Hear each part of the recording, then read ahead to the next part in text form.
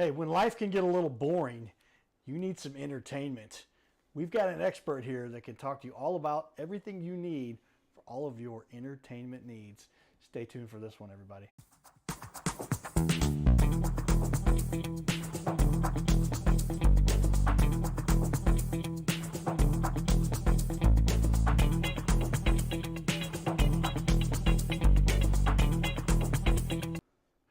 Welcome to the Your Little Castle show. We're live in studio. About to talk about, this is a space that's kind of close to my heart. Phil, I'm going to make sure I say your last name correctly here because it is a cool, unique last name. Hrdlicka, Philip Hrdlicka, you are an entertainer of sorts. You're a trivia night master of ceremonies. Phil the trivia guy, yeah. Phil the trivia guy who can help you with all of your entertainment needs. PhilTheTriviaGuy.com. We're going to show off his website here in a minute, but like I said, a little bit of a passion for a similar background I come from. You like to be, when it came time for the baseball team to hire to decide who was going to be the host for the MC the trivia night, we had 70 tables there, 8 people per table. It was kind of crazy. They said, well, it has to be Carter. Cardinal Cowboy is the only guy that can do this thing. So with that, I've seen your work obviously along those lines. You enjoy bringing some excitement to events and entertaining the world. Absolutely love it. That's what it's all about. Well, as we get into this, let's talk a little bit about our sponsors, Carroll House Furniture, because you like nice things in your little castle. We all have our own little corner of the world, our own little castle that we're trying to develop and build. And so with that, you might have decided to entertain yourself, go out to a fun event that Philip might have been hosting or been the MC for. And so with that, we're going to put up on the wall. We've got your website and your social media, of which you've got a good following here too. So, Philip, welcome to the Your Little Castle Thanks show. for having me, Carter. I'm excited to be here. Well, it was interesting. We had a mix-up on the calendar. The AI usually does a good job, and Phil showed up. I missed because I was getting ready for the other meeting, but we got you back. So I was glad. I was glad to see that we re-coordinated things because as I get to know you here, I'm like, this guy's right up the same alley, the same space. Also a SLU grad, right? Yeah, go Billikens. Yeah, go Billikens. They're doing well. We're talking about how they're probably going to they got a great coach, but he's going to get picked off somewhere because he's doing so well. Hopefully not, but that's a good problem to have, right? Yeah, it's keep him around. 23-1, I think. But anyway, the world, making people smile. This is where tell me where you came from with the background. I used to stay up every night. My parents were like, you got to go to bed. Well, I had a TV, and I would watch David Letterman just about every night as a kid. Okay. What led you to where you ended up in this space, and this is what you're doing now? So, I mean, I've always had a passion for trivia. I've always kind of been nerdly about trivia. So about 15 years ago, an organization that I was involved with asked if I'd help prepare their trivia night as a fundraiser, and I was, excited to do that successfully. And then from there, someone else asked me, hey, would you help with my kid's school? And there was one that said, we're doing a medical fundraiser for my uncle. And so I just started doing more and more. Honestly, I had never been big on public speaking. Hated it in high school and in college. Never would have saw myself doing this. Right. But as I started, I think it's when you're passionate about what you're talking about, there's some excitement there. Yes. And so as I started doing these, I grew to love it. And I just want the microphone. I want to entertain crowds. The bigger the better. So like I said, I've been doing this about 15 years, but about 3 years ago is when I started the business and tried to grow, and we're growing big. Well, yeah, if you've got the talent necessary, I guess the fortitude, the gumption, the nerve to get in front of a crowd. They say that's the most.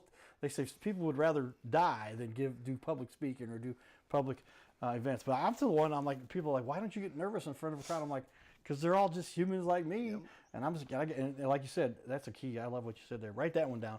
The key is like if you have a passion for what you're talking about, then the pressure's taken off because it's what you're good at, it's what you know, and what you enjoy. And so this has turned into a career for you, and now you're running around St. Louis helping all kinds of different organizations. Pretty much every Friday and Saturday, sometimes during the weeks for some corporate events, but most Friday, Saturdays, you'll find me out doing a trivia night or a music bingo for local school, church, athletic association, really anybody. Well, tell me then with regard, how did this come about? So the first time, you told me a little bit of the background, but as a kid, what was it that kind of interested you? And you said as a kid, you weren't somebody that enjoyed the spotlight. You didn't think you were doing it. Not at all. When did the transition happen? Because I was kind of the same way, believe it or not. And then one day I was like, well, I enjoyed life, and I was just kind of like, didn't think that I'd be in that position, and all of a sudden it fit. So I find that hard to believe, first of all, that you didn't like public speaking, because every time I've seen you over the last 20-something years, you're great with a crowd. No, honestly, when I started doing the trivia nights like 15 years ago, I still didn't necessarily enjoy the public speaking part. It's something I had to get over. But after 5, 6, maybe even 10 nights, I transitioned from nerves as I was picking up the microphone to excitement. To I can't wait to hit slide that sound bar up and get going. Yeah, I mean, I guess you feel the energy. It's kind of like being a musician, I think. I don't know, I'm not much of a musician. I've done some singing, I've done some stuff on stage. But when you get that energy from the crowd, is that kind of what fuels your passion for this? Because Absolutely. you can see what's going on, you get the response from them, and you can feel the energy. Absolutely. And, when you're speaking to a public audience, you can see their reaction. So as you're asking trivia questions or you're playing music bingo clips, you see the audience having fun, you see them having a good time, you see the positive reaction, and that kind of fuels you even more. Yeah, well, when you get that feedback, like we talked about, just to see people getting energized and engaged and making them laugh, making them smile. Life is short, and so somebody like ourselves, we have that personality where I feel, tell me if you feel the same way, you enjoy seeing other people be happy. That's the whole point of my business, absolutely. Majority of the work I do is fundraisers, for schools, churches, athletic associations. So people are giving up their money and their time. They deserve to have a good time. That's what they're paying for, and that's what I'm there for. How many years combined? Were you doing this before this at all? I mean, I know you worked in some other media-related spaces. What was it that kind of 15 years ago, that's when you got cued into it? Just somebody said, I think you got the personality. Yeah, that's exactly it. Someone's, they, excuse me, they knew that I love trivia, and I was always the fun fat guy. We're in a conversation. I'm like, did you know this about that? And so they said, we think, you'd be good at writing these questions. And so it started the first year, I was just writing questions for a trivia night. Okay. And the next year they said, we think you should host it. And then I've been doing that, ever since. And then, like I said, from there, someone in the audience said, hey, would you want to do my kid's school? Would you want to do this one?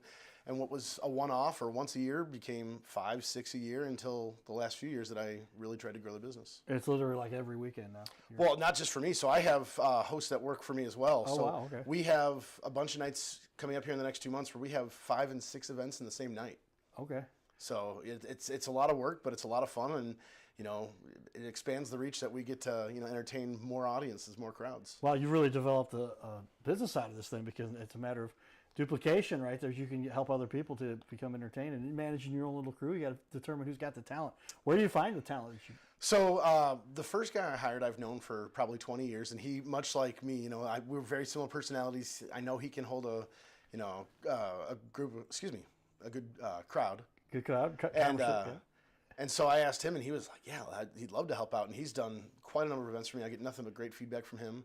And then someone else, I made a post on Facebook saying that I was looking for hosts. And other friends of mine said, I know this guy or I know this guy. And so I'd be like, great. I'd call him. I'd invite him out to one of the nights that I'm hosting. And so they'd come with me, and then, I'd kind of show them how things run, my style of doing it. And then I'd let them, read a round or two just to kind of get a feel for them. And that's how I've brought everyone on the team.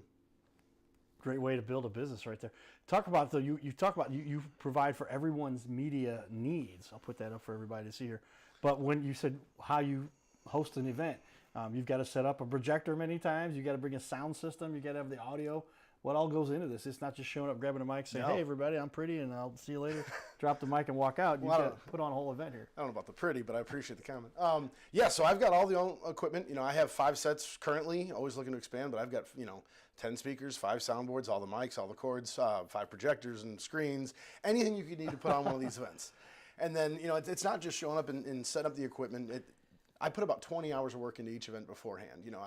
I try to write all the trivia questions unique for the event, whether it matches their theme or just, honestly, people go to trivia nights. The last thing I want is someone to come to a night and be like, I was at an event of yours last month and you asked the same questions.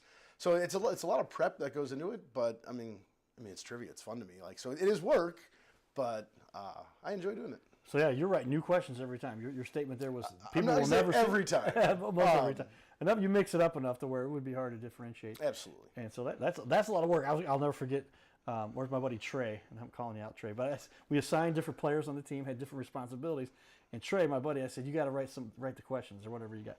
And he got to we're like a week out. I'm like, how you doing? What's going on? He goes, man, I haven't had time. I said, Trey, if you just would have told me, I could have done it myself. But now I thought you had it done. Anyway, but that's a lot of work. So you're spending 20 hours. So when somebody hires you, it's not just for the 3-4 hours you're there doing the event. It's the prep and setting up. But as you're doing the questions for people too, you've got to have that down to a science by now. I would like to think so, yeah. I mean, again, the big thing is trying to find the category is the hard part. The questions I find are easy to write, but I want to find new and unique categories that you don't see at your standard trivia night. because you go to trivia night, you see, there's movies, there's sports, there's music, and I absolutely do those categories. But I try to put, fun spins on them.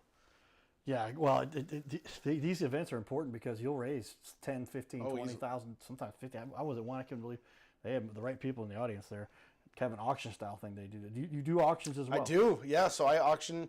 I do auctions at a lot of my trivia nights and music bingos where they have some high ticket priced items. But then also I've been hired just as an auctioneer to do like a fundraising gala. I've done a couple a year for the last few years. Hey, I don't know where they're going for. You got to have that tone and see that's right. But that's a lot. Well, multifaceted, multi-talented, we'd like to say. But Phil the Trivia Guy, all your entertainment needs, philthetriviaguy.com.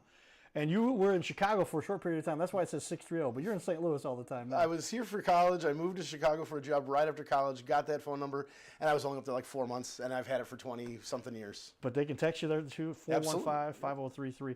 And we're going to I'll put up on the wall right now. Take a look here, though. Here is Phil's website. You can see, there he is doing some fun stuff. It looks like some animal theme there.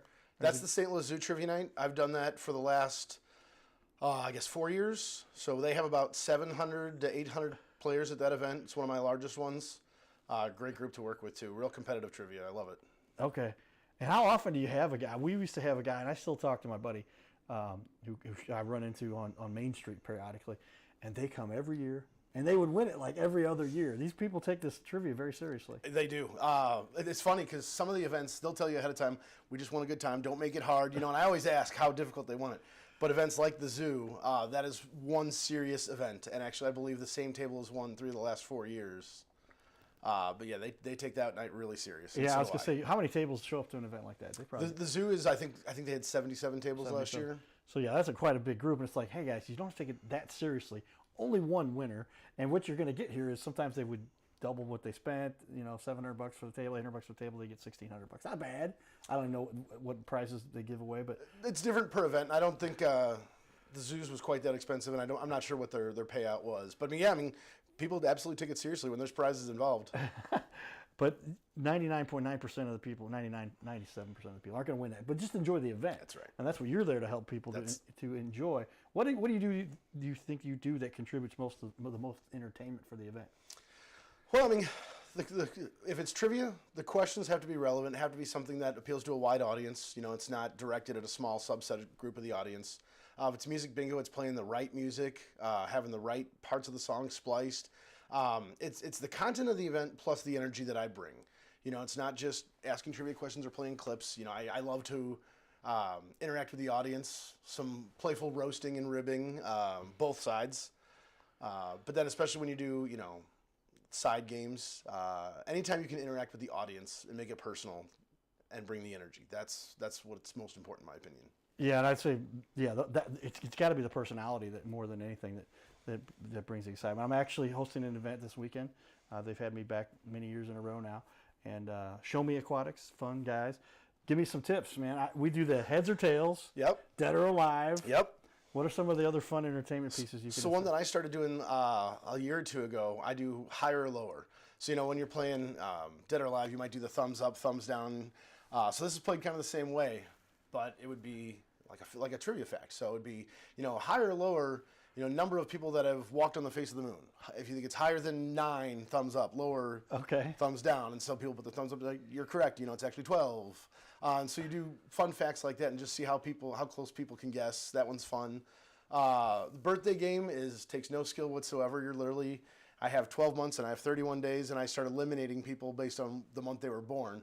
But that's all, ribbing people, just trying to, joke around with the crowd. Now, how does that one work exactly? So I'll pull, out of a bucket, a month. And if you were born in the month of July, sit down, you keep going. If you were born in the month of August, sit down until you're down with 1 month.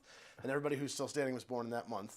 Then you start pulling days. If you were born on September 5th, sit down until you get down to only a couple of people. And so whoever's birthday I select, or the last one standing, wins.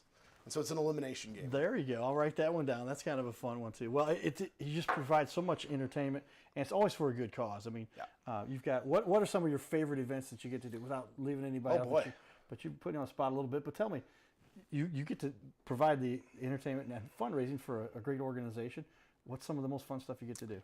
Well, so I'm up to about 250 trivia nights I've done now. I would say just because of the size of it, appealing to almost 800 people, the St. Louis Zoo's Trivia Night is one of my favorites. To single out from there is really difficult. Like I said, I work with so many great, mostly schools and elementary schools, high schools, churches. Sports teams? Sports teams. Yeah, I just did Car Shields Trivia Night for the second year last weekend. Mid-America Baseball, U.S. Prime Baseball, I've done those recently. St. Charles Football Club, I did them a month or two ago. Honestly, I don't know that I have a favorite group to work with. They all have the same goal. They're there to raise money and have fun. So the experiences are very similar. Working with a multitude of groups. Now, I mean, corporate events are a lot of fun too. So I just was hired to host a karaoke night, and we were at Del Mar Hall, and so I DJ'd the event and then did.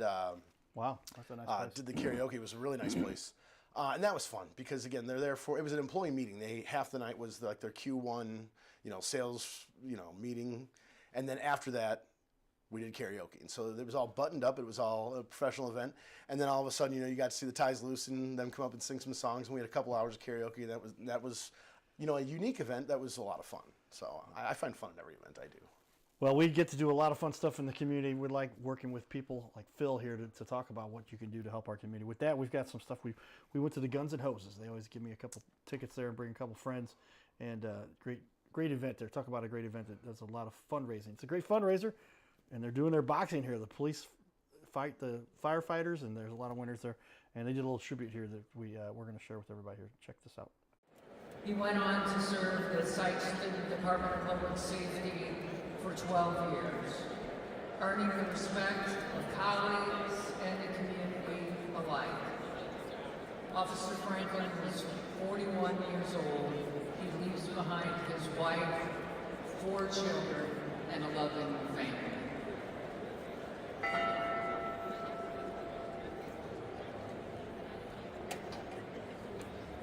We extend our deepest sympathies to all who have lost a loved one in the line of duty, and to the families and survivors who carry their memory. Please know this, you are not alone. We stand with you. The generosity shared by Guns N' Roses through the Backstoppers not only supports the families of those who have made the ultimate sacrifice, but also provides vital assistance to first responders who suffered life-altering injuries while protecting our community. His name is Carter Rethwich, but in St. Louis, he's known as the Cardinal Cowboy. He's a well-known fixture in the stands at sporting events in the Gateway City. He's one of its greatest cheerleaders, a super fan like no other.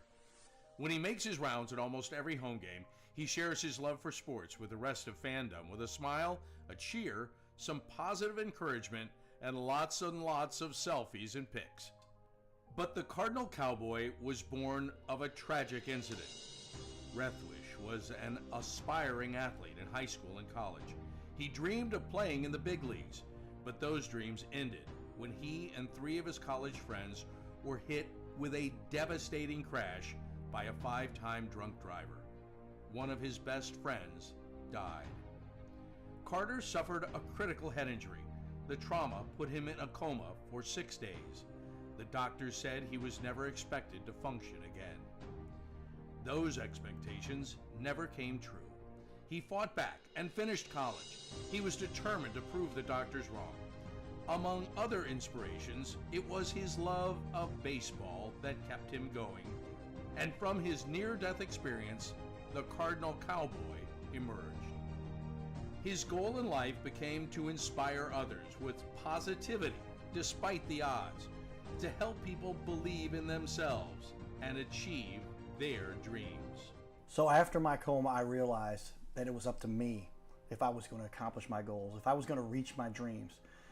Despite what the naysayers would say, the people that were discouraging me, like they do everyone, it's up to me if I'm going to make it. Don't listen to the naysayers. It's up to you. You decide whether you're going to succeed, whether you're going to reach your goals. Dream, and then always, always chase your dreams. Never give up. Giddy up.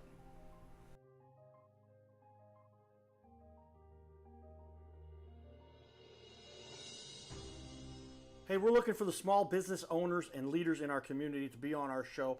This is the Your Little Castle show. We air 3 times a week, every week on ABC, and we would like to put somebody you know, or maybe it's you, who's a business owner to be on our show. You'll sit right here in our guest chair, right here, sitting here talking to us. We're going to put on the wall your website and everything about you and highlight you as a leader. Fill out the form you see here on our website. It's bigleagues.com, and if you go to bigleagues.com, fill out this form. Takes just a couple seconds, and you can even schedule yourself right here. Schedule yourself to be on the show, and there is no charge for us to record you. There's no charge to be in the studio. Check it out if you would like to be on. Fill out the form again, bigleagues.com. This is where we can turn any interview into a series of clips. Check that out. Go to bigleagues.com. So there it is. We talk about how the media has really changed the world. We're in a space of media here. We're talking about how you entertain and put things together. But check out my book here, Magnetize Media. I wrote the forward here, the introduction. #1 seller on Amazon, and they made me give them a picture. I don't know if I should have sent them this one, but they put this picture in there. But this media and the way you entertain, and the way this whole technology world comes together has really made the world quite.